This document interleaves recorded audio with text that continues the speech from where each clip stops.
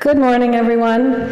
My name is Nan Janke, and on behalf of the Parish Committee, I welcome you all to services here at First Parish this morning on this beautiful fall weekend, and a 3-day weekend at that. Thank you all for coming, whether you are joining us online or in person here in our beautiful sanctuary. It's wonderful to see so many people now coming in person regularly. It really makes us feel like a community again after several long years. We do remain COVID cautious here at First Parish, and we recommend that you wear a mask during the service. And know that anyone who's up here taking part in the service without a mask on, like me, has tested negative for COVID this morning. A special welcome to all of our visitors, whether you're here for the first time or the second or the third or the fourth time. We're always glad to have people come and check us out. If you want to learn more about this congregation or about Unitarian Universalism in general, you can talk to our minister, the Reverend Dr. Stephanie May, or to Kate Holland, who is our Director of Lifespan Education and Engagement. Unfortunately, both of them are away this weekend, but that means that you can today have a conversation with our ministerial intern, the amazing Alyssa Lee, who will be leading the service today.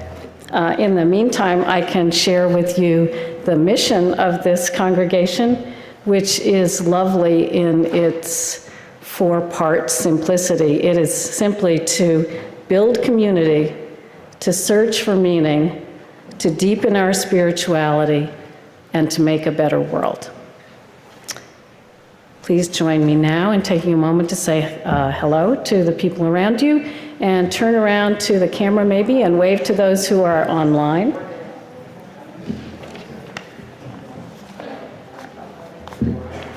Welcome again, and let our service begin.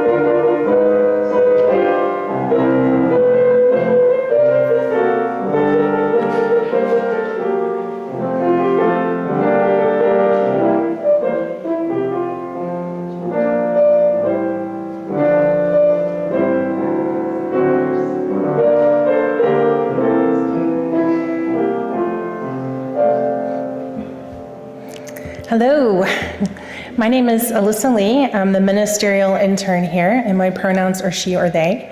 And I don't know about you, but that song puts me in such a good mood. As we take this time this weekend to mark the celebration of Indigenous Peoples Day, I'm reminded of the cartoon Molly of Denali, which is on PBS Kids. And yes, I realize this is a very PBS-heavy service, so it's what you get when you've got a small child. Does anyone, any kids here know that show, Molly of Denali? I know George does. Well, the cartoon centers around a young Tlingit girl who lives in Alaska, and the show is a celebration of her culture, her family, and their connections to the land. In the first episode of the series, Molly finds a picture of her beloved grandfather singing and playing a drum when he was younger. She wonders why he doesn't sing anymore, and he says that he lost his songs when his drum was taken away as a child when he went to an Indian residential school. For those that aren't familiar, these were schools that young Native children were often forced to attend to remove them from their culture and assimilate them into embracing white culture. Molly embarks on a mission to find her grandfather's drum and return his songs to him. The episode ends with a triumphant and sweet scene of her playing the drum with her grandfather and singing some of their traditional songs together. I love this scene because to me it is a reminder of two truths. There is much grief for all we have lost from tribal history and culture, but there are still so many people today who are living that culture, working to rediscover it and enriching it in their own way. Tomorrow, on Indigenous Peoples Day, I will be mourning for what we have lost, but I will also be celebrating all that we have been gaining from them. I would now like to invite the Williams family up to lead us in reciting our covenant and lighting the chalice.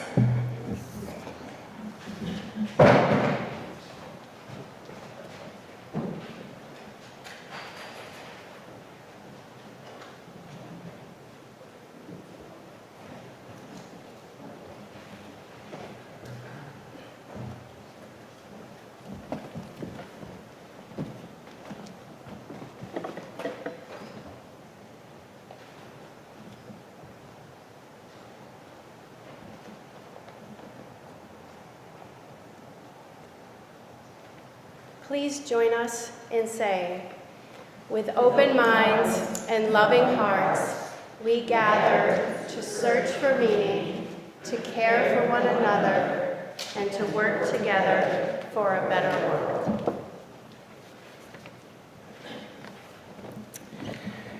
Please rise us in body or spirit and join us for hymn number 52 in Sweet Fields of Autumn.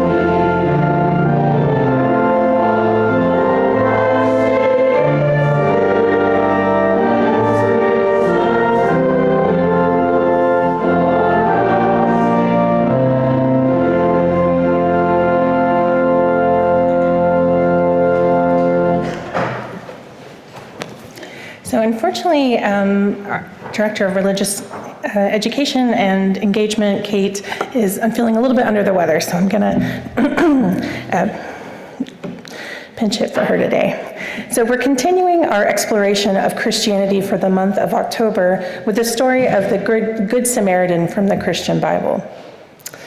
In this story, one day a lawyer came to Jesus and asked what he needed to do to live forever or to get into heaven. Jesus asked him what the law of the Ten Commandments said. The lawyer answered, "You shall love God with all your heart and with all your soul and with all your strength, and your neighbor as yourself." "Right," said Jesus. Then the lawyer asked, "But what is my neighbor? In other words, who do I have to treat lovingly?" So this is the story that Jesus told him to help him understand that a little bit better. Once a man was walking on a lonely stretch of road between Jerusalem and Jericho. Suddenly, a gang of thieves jumped out from the side of the road and surrounded him. "Give us your money," they demanded. "I need my money," he cried. "I have to buy food with this money for myself and my whole family." One of the thieves picked up a huge rock from the side of the road and hit the man over the head. He fell to the ground with a groan, bleeding. Seeing no one around, the thieves jumped on the man and took everything he had, including his money and even his clothing. So he didn't have any clothes on or anything. One of the thieves even picked up a stick and hit the man several times before leaving him on the side of the road, half dead. After a time, a priest came walking down the road. He saw the man lying on the side of the road, and he crossed over to the other side to get by him. Soon another man, a Levite, appeared. He too saw the wounded man lying on the hot sun, naked and bleeding, and he just went by really fast. A long time passed, flies started buzzing around the man, and he was dying from his injuries. But luckily, someone else was coming down the road. He was a Samaritan riding on his donkey. Now, the people of Samaria were not friendly with the people of this man's country. They were sworn enemies of each other. But the Samaritan did not hesitate when he saw the man lying by the side of the road. He didn't stop to think about whether he should help him because of where he was from or what the group the man belonged to. He saw that this man needed help, and he felt compassion for him.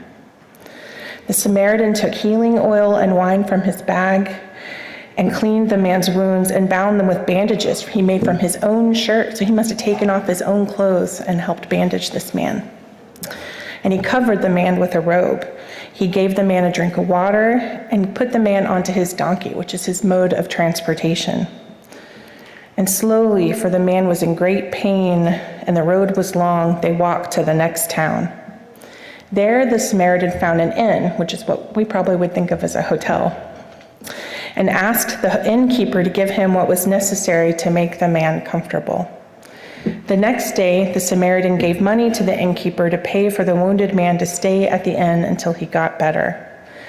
The Samaritan promised to come back in a few days and pay whatever else was needed to bring the man back to health. When Jesus finished telling his story, he asked the lawyer, "Now, which one of these three men acted like the neighbor to the men who fell among the thieves?" The lawyer said, "The one who showed kindness." "Yes," said Jesus, "go and do the same."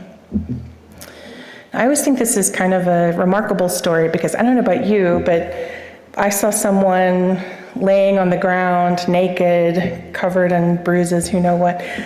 I don't know if I would have had the ability to pick them up, put them in my car, take them to a hotel, pay for their hotel stay, come back and say, however long they need to be here, I'll pay for it. I mean, that's a pretty remarkable person.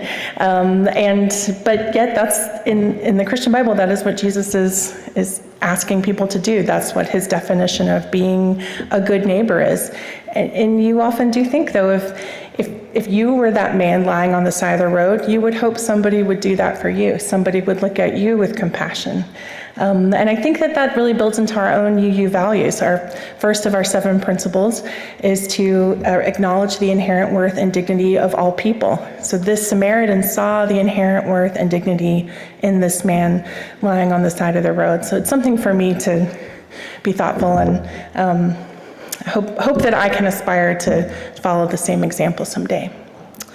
All right, so now is time for our Sikh friends to go down to Sikh, and I think Emma's gonna guide them down there if you'll follow her, and if everyone will help sing them out with me.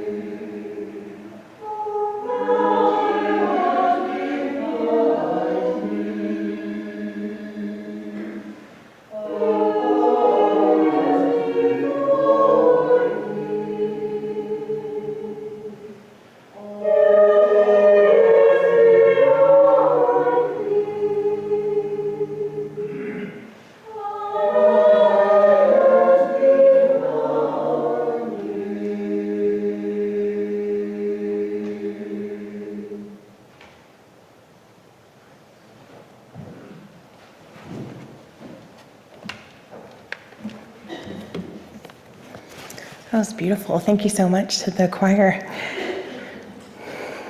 As UUs, we respect and affirm many faith traditions.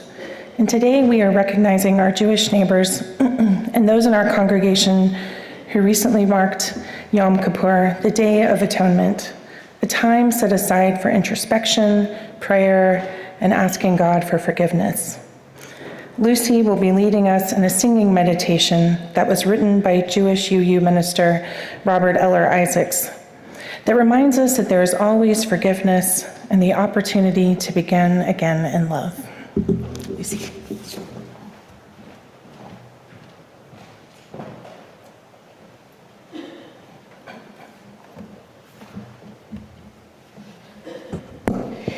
Please remain seated while I say the words of Reverend Eller Isaacs and respond with, "We forgive ourselves and each other.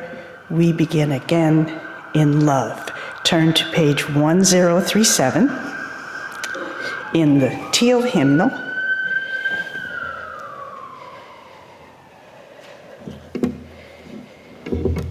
And when we begin again in love, we think about our community. which was so precious to Reverend Eller Isaacs.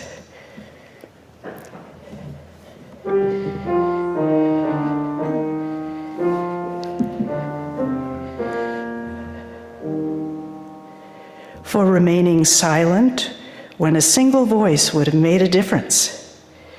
We forgive ourselves and each other. We begin again in love. For each time that our fears have made us rigid and inaccessible, we forgive ourselves and each other. We begin again in love. For each time we have struck out in anger without just cause, we begin each us and each other. We begin again in love. For each time that our greed has blinded us to the needs of others, we forgive ourselves and each other. We begin again in love. For the selfishness that sets us apart and alone, begin ourselves and each other. We begin again in love. For falling short of the admonitions of the Spirit, we forgive ourselves and each other.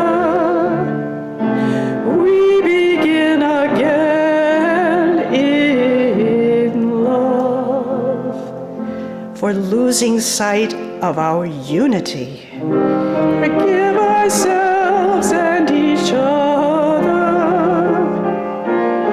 We begin again in love. For those and for so many acts, both evident and subtle, which have fueled the illusion of separateness, we forgive ourselves and each other. We begin again in love.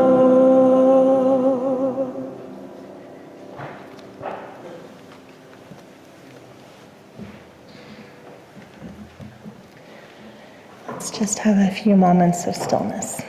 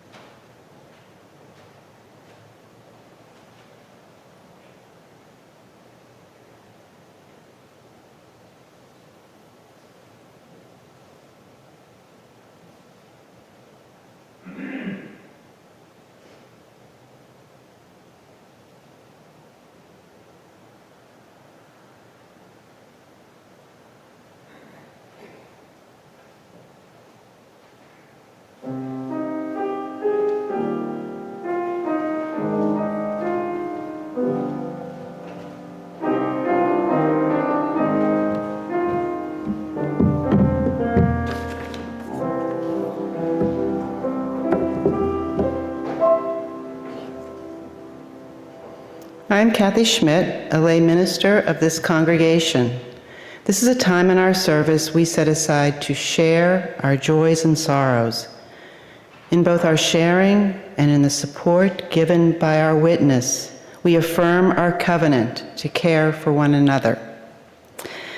Thank you to anyone who may have submitted a written joy of sorrow, whether through the link or by slips at the door. I don't believe we have any. If you wish, please now add your joy and sorrow to the chat. Or I am very pleased to also invite anyone here to come up in person to share a personal joy or sorrow. As a reminder, our services are now being live streamed on YouTube.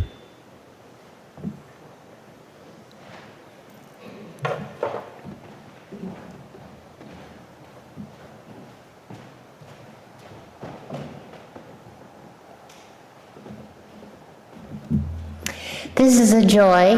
It's also a low-level anxiety for me personally.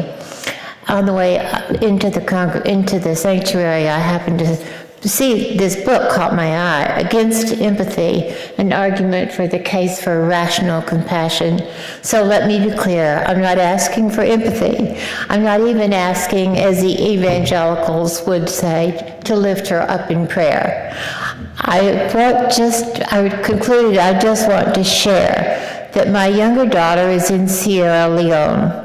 And when she told me she was going, it took me a couple of weeks to get my heart back out of my throat, because although this ended about a decade ago, there was this horrible conflict in that country, which I'm sure many of you are familiar with, and the only thing I could think of was the movie Blood Diamond. She's a midwife, a certified nurse midwife with Mount Auburn Hospital, and she has the privilege of teaching in an established midwifery school in the interior of Sierra Leone. It's with a very reputable organization out of Mass General Hospital. There should be no reason to worry. They're driven everywhere by a trusted driver, and they stay nearby in a gated retreat.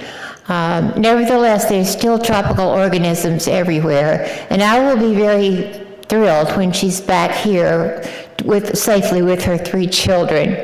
I just wanted to share that, and because this is my community. So thank you for listening.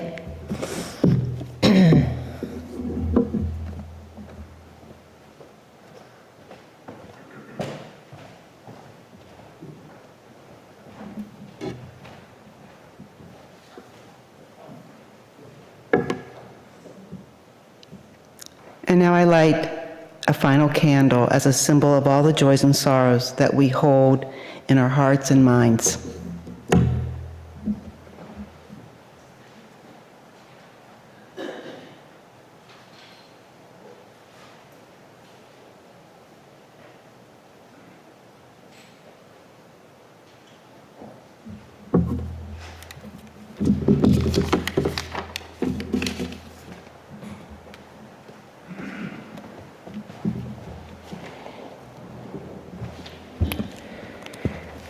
So the song that the choir is going to sing in just a few moments is It's You I Like by Mr. Fred Rogers, which is one of my favorite songs. I actually sing it every morning to my young son, even though he doesn't always love that.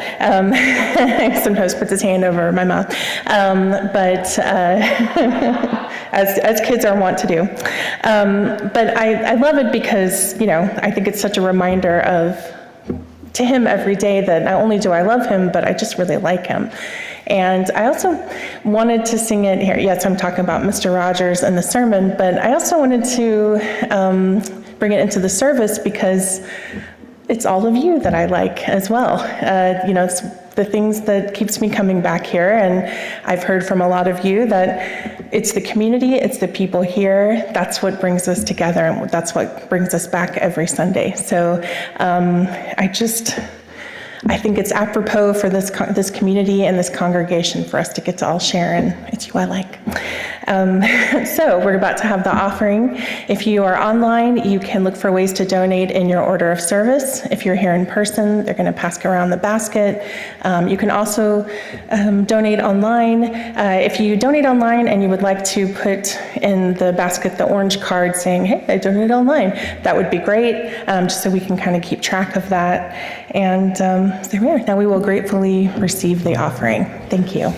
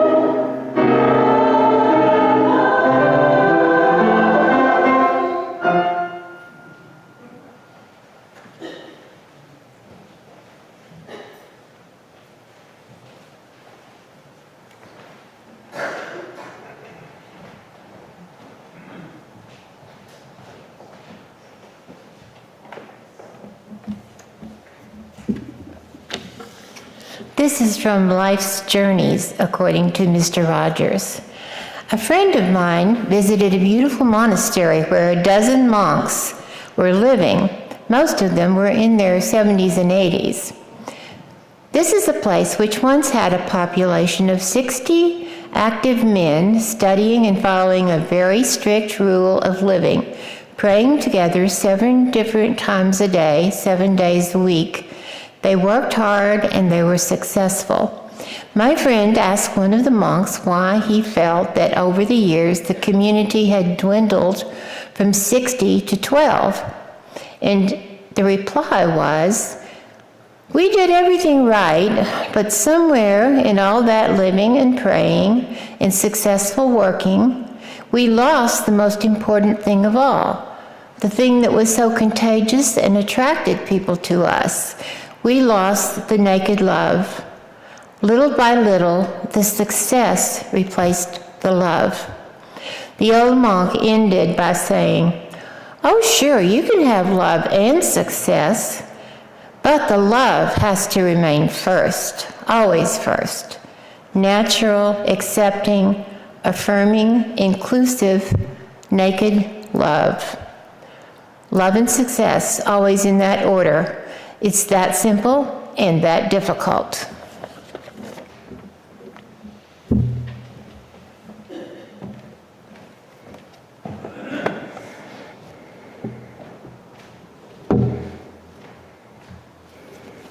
Thank you, Mimi. That was wonderful.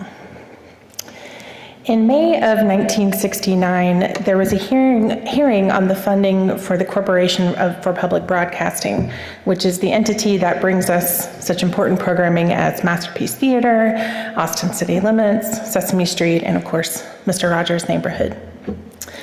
President Nixon was looking for additional funding in the federal budget for the Vietnam War, and he wanted to cut the funding for public broadcasting in half.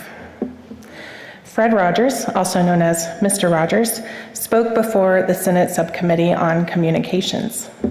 The senator who chaired the committee hearing, Senator John Pastore, had no idea who Mr. Rogers was, and he didn't know anything about his program, and so he was pretty skeptical. He even started the conversation with a gruff, "All right, Rogers, you have the floor." Mr. Rogers elected not to read his prepared statement, but instead he spoke from his heart about why programs such as his were important for the development of children. He told the committee, "I end the program by saying, you've made this day a special day by just your being you. There's no person in the whole world like you, and I like you just the way you are." He added, "And I feel that if we in public television can only make it clear that feelings are mentionable and manageable, we will have done a great service for mental health." And then he did something unusual. He told the committee about a song he sings on the show, and he actually spoke the entire lyrics of the song. He tells them this song is for children when they feel out of control. It starts out, "What do you do with the mad that you feel?" And he says that first line came straight from a child. The song ends with, "I can stop when I want to, I can stop when I wish, I can stop anytime." And what a good feeling to feel like this and know that the feeling is really mine. Know that there's something deep inside that helps us become what we can. Senator Pastore at one point told him that he had goosebumps, and he ended the Mr. Rogers' testimony by saying, "I think it's wonderful. Looks like you've just earned the $20 million. I watch this clip on YouTube a lot. My husband can attest to this, especially when I need a pick-me-up. I used to be a legislative liaison, which is basically a lobbyist for state agencies at the Capitol in Oklahoma, and I sat through numerous committee hearings, many of which were about children and their safety and general welfare. And I never saw anyone approach legislators like this. I think most of us in Mr. Rogers' shoes would have come in armed with facts and figures and try to justify our program's existence by appealing to people's logic. And purportedly, that is what most of the people testifying the 2 days before Mr. Rogers did. But Mr. Rogers understood something about people that can be easy to miss, that so often it is not our logic that needs to be appealed to. It is our hearts, our sense of kindness, and our compassion. I once heard someone refer to Mr. Rogers as a genius of empathy, and I think that's true. But I think his most important role was not just being an empathetic person, a model for all of us to see, but it was teaching us how to be empathetic and how to bravely and boldly express our empathy for others. His testimony that day and his life in general was daring. To look into the eyes of the world that is often trying so hard to be cynical or cool or removed from emotions and say, I care, and I see you, and I like you just the way you are. Just the simple act of being willing to put yourself out there and show the world that you are choosing kindness and love can be risky. I have a 6-year-old son, and I worry about the ways in which the world will teach him to be less of the kind and sensitive soul that he is. I see the way young children are already hiding away little bits of themselves, and how difficult it is for them when they're told to stop crying or just toughen up. Growing up, we're often told our emotions are something to be locked away or embarrassed by. I mean, how many of us kick ourselves when we show our feelings in high-stress situations? Mr. Rogers tried to show many of us as children that there is an alternative choice there's an alternative choice to this need to be tough or cool. He taught us that we don't need to hold our emotions back or that our feelings are something to be acknowledged and respected. Since he passed away, many in the media have lamented that there are no successors to Mr. Rogers. And I think that is true, likely for the media, especially for TV. But what about everyday life? Are we those successors? If not, can we be? I don't know if you all remember those bracelets that got popular a decade or more ago, maybe 2 decades, the WWJD. And I'm also realizing this could have been a Bible Belt situation, so it may not have transferred to New England, I don't know. But they basically were these bracelets that said WWJD, and they stood for What Would Jesus Do? And everybody at my school had them. I often wish I had a WWMRD bracelet. What would Mr. Rogers do? Not necessarily because it's a mystery to me what he would do, because we have decades worth of shows to tell us that, but rather because I need to remind myself of what it means to view the world through his lens of caring and consideration. Mr. Rogers once said, "Love isn't a state of perfect caring. It is an active noun, like struggle.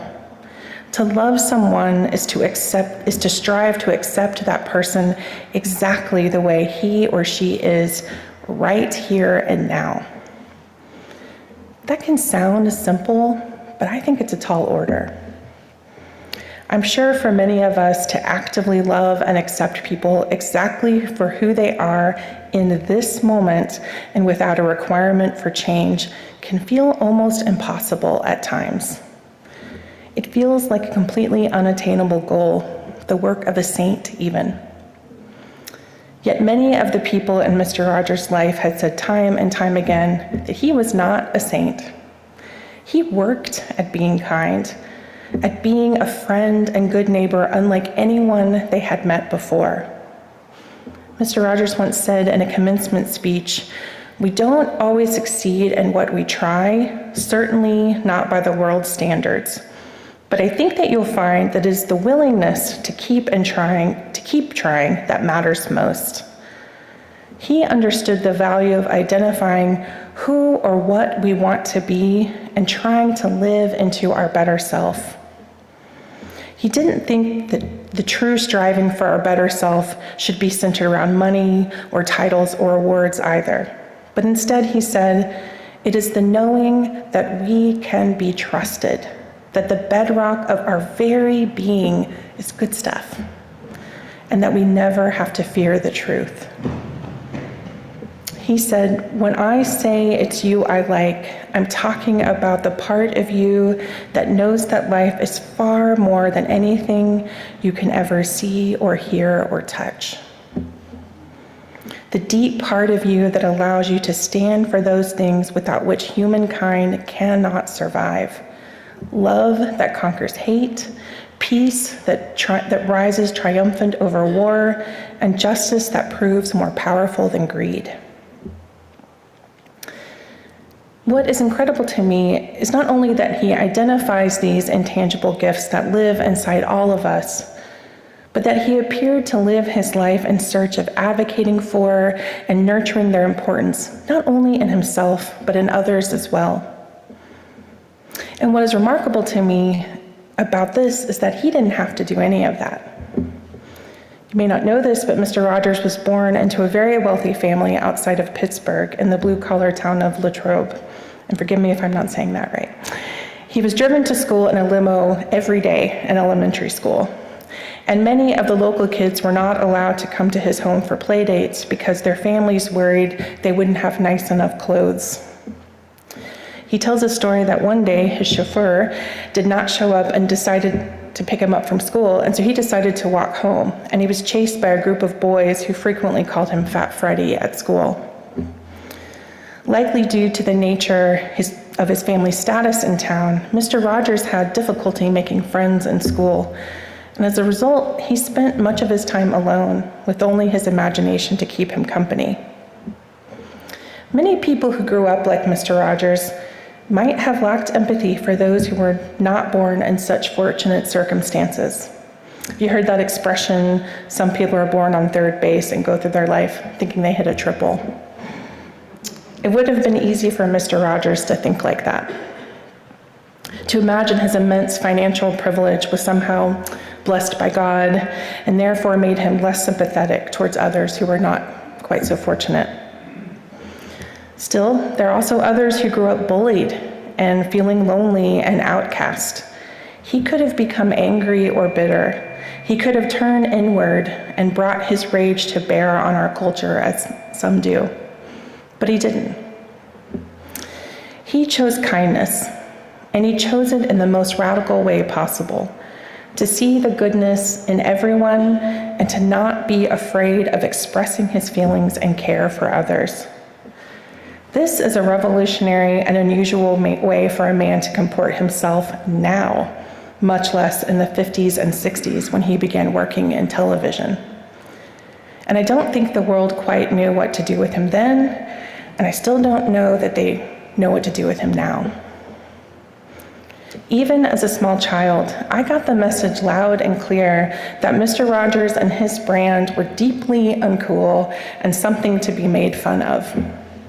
From Eddie Murphy's Mr. Robinson's Neighborhood parody on Saturday Night Live, or Johnny Carson's satire of his show, popular culture told many of us who grew up in the neighborhood that what we had been taught as young children was something to scoff or distance ourselves from, because what he was talking about was inherently uncool. In addition to parodying Mr. Rogers and making fun of his message, still others only took his message as surface level, or they dismissed his ideas of kindness and particularly the consideration and respect for children and their emotions as easy or shallow. But his kindness was born of faith and love and a deep commitment to seeing the divine in all people.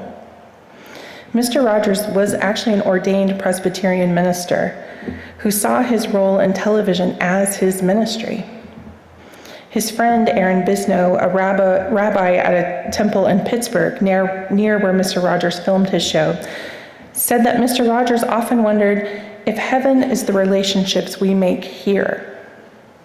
And rather than waiting for a world where we might one day inherit or merit, We have an opportunity in a few number of years while we're with each other to make of this world the world of which we speak and dream.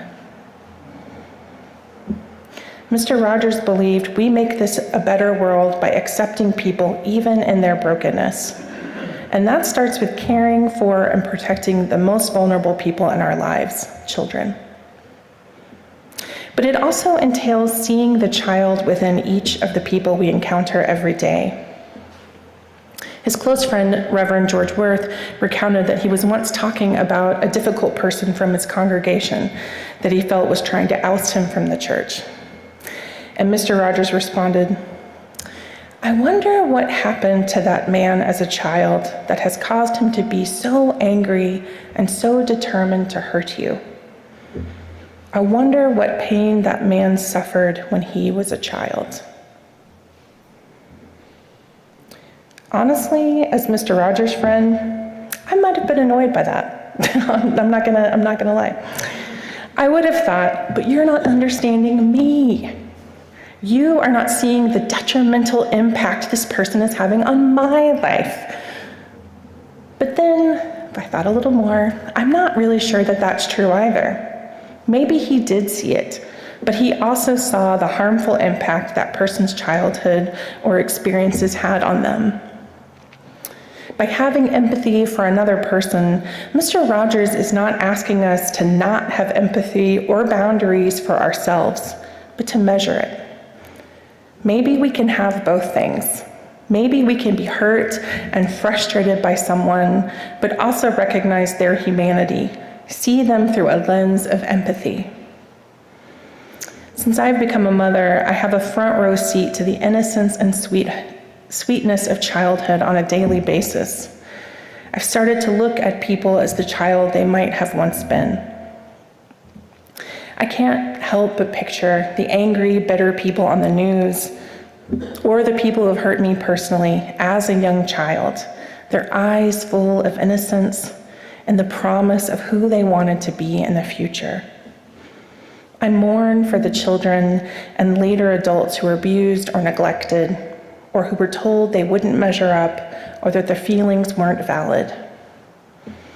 All the ways the world has told us that the core of who we are wasn't enough. The genius of Mr. Rogers is that he seemed to see through that and never forgot that for him, he was looking at a child of God. Or to align with our UU values, he saw the inherent worth and dignity of every person. Yes, he did remember and remembered well what it was to be a child. But more importantly, he remembered that we were all children once, and that if we could have been treated with the care we deserved, maybe the world would be different. Mr. Rogers once said, "Imagine what our real neighborhoods would be like if each of us offered, as a matter of course, just one kind word to another person."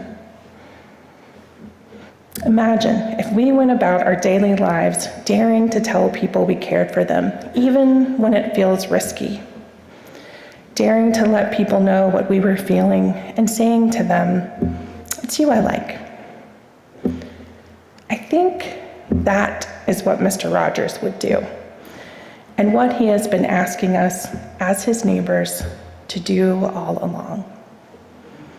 Blessed be. I hope you'll join me now in singing hymn number 6, which is Just As Long As I Have Breath, which proclaims that as long as I have breath, I will always answer yes to life, to truth, and to love. I feel like Mr. Rogers would approve.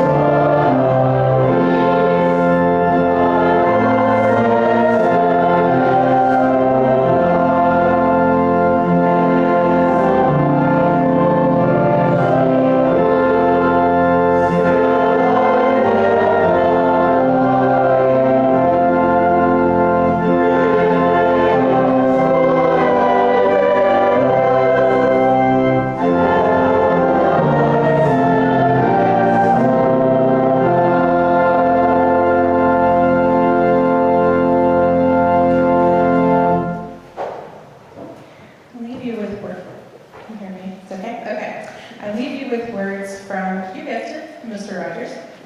He says, there are 3 ways to ultimate success. The first way is to be kind. The second way is to be kind. And the third way is to be kind. I hope your week ahead is met with kindness from all those around you, as well as your kindness to yourself and others.